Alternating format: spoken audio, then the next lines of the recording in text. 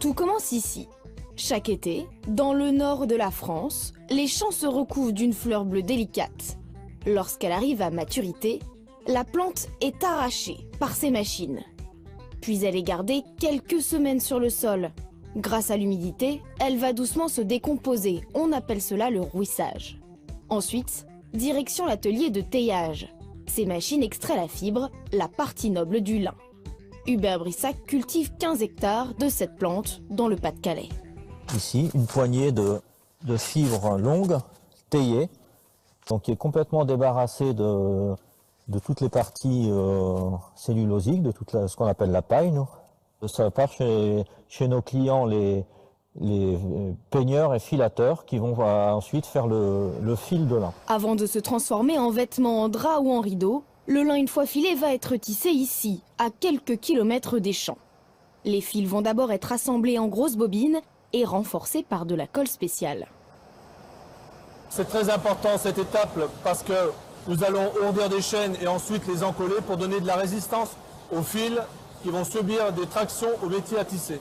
Donc c'est une étape très importante avant le tissage. Après plusieurs étapes, le lin est tissé par l'une de ces 28 machines qui peuvent contenir des milliers d'aiguilles chacune. Il faut des dizaines d'heures pour produire quelques mètres de tissu en fonction de l'épaisseur de celui-ci. Et voici le rendu final, de grosses bobines qui seront contrôlées centimètre par centimètre. Le tout est made in France, un combat pour le propriétaire de l'usine.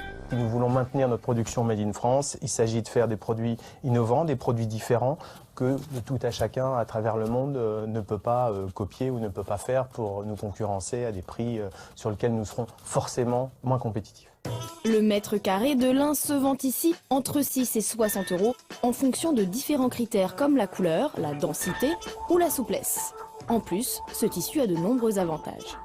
C'est mon petit mot, j'ai tendance à dire, c'est l'orgasme écologique, à savoir qu'il a toutes les vertus. C'est un produit qui n'abîme pas les sols, qui consomme peu d'eau, qui a énormément de caractéristiques positives. Il est thermorégulateur, donc préserve du chaud l'été, préserve du froid l'hiver, et il est 100% recyclable. Ça, c'est quelque chose d'assez aussi exceptionnel, puisqu'au-delà du fait de ne pas abîmer, c'est qu'il peut être utilisé, réutilisé, recyclé en permanence. Donc c'est vraiment la plante écologique par excellence.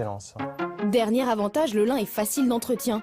Il se passe à la machine à laver à de hautes températures et ne demande qu'un peu de repassage.